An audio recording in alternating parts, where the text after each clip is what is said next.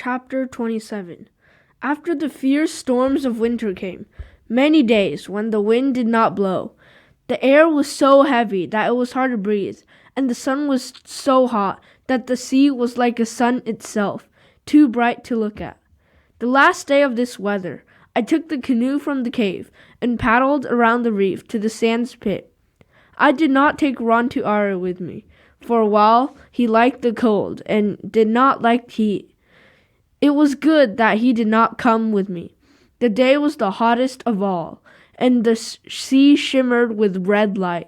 Over my eyes, I wore shields made of wood with small slits in them to see through. No gulls were flying. The otter lay quiet in the kelp, and the little crabs were deep in their holes. I pulled the canoe up on the beach, which was wet but steaming from the sun.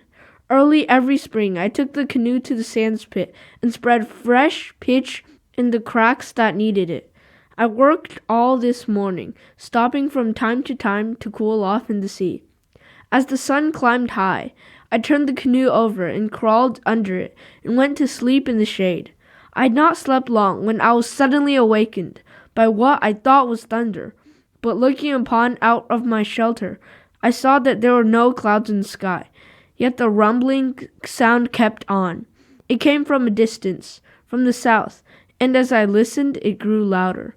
I jumped to my feet. The first thing that caught my gaze was the gleaming stretch of beach on the southern slope of the sands pit. Never in my life on the island had I seen the tide so low. Rocks and small reefs that I did not know were under the sea stood bare in the blinding light. It was like another place. I'd gone to sleep and wakened on another island. The air was suddenly tight around me. There was a faint sound, as if some giant animal were sucking the air in and in through its teeth.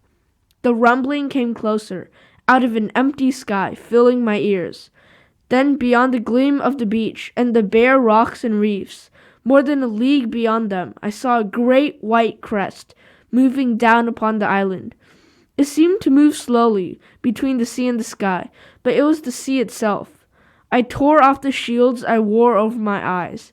In terror, I ran along the sands pit. I ran and stumbled, and got up and ran again. The sand shuddered under my feet as the first wave struck. Spray fell around me like rain. It was filled with pieces of kelp and small fish. By following the curve of the sands pit, I could reach the cove and the trail that led to the mesa. But there was no time for this. Water was already rushing around my knees, pulling from every direction.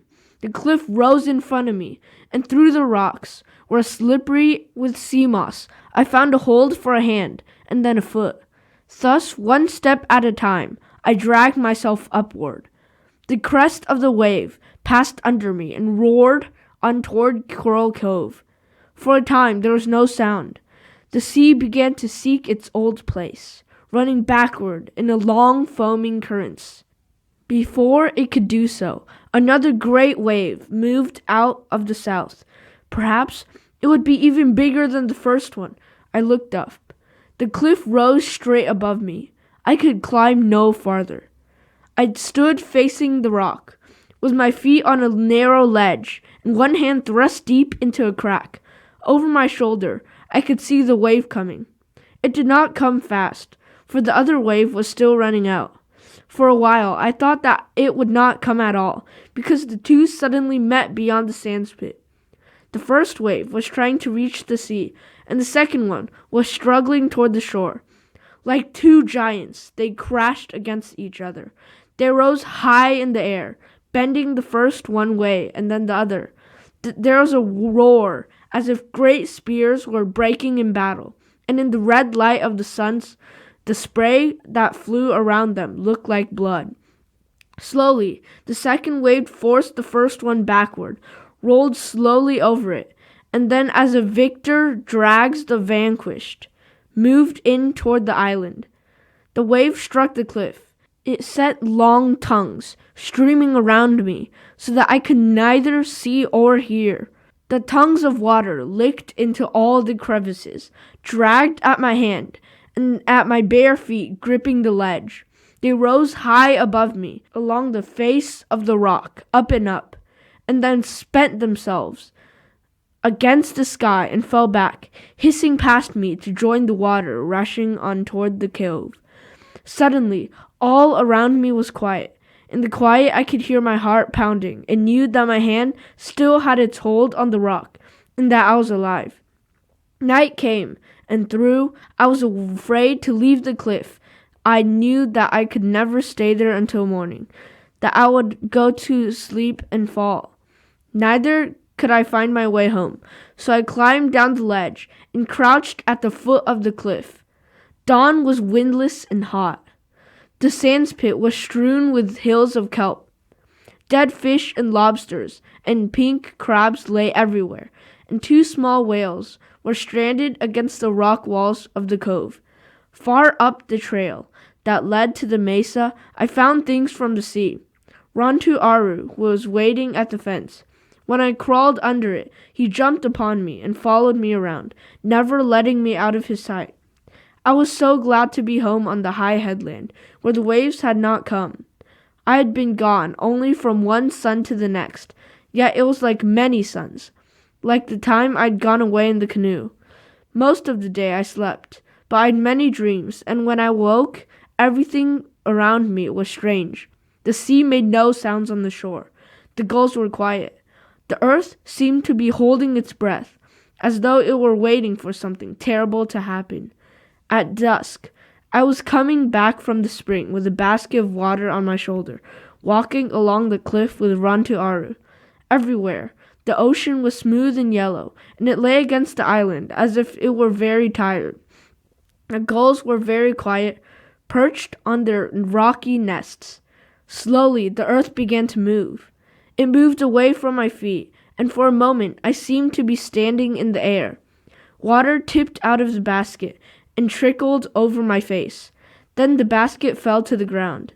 Not knowing what I did, thinking foolishly that another wave was upon me, I began to run.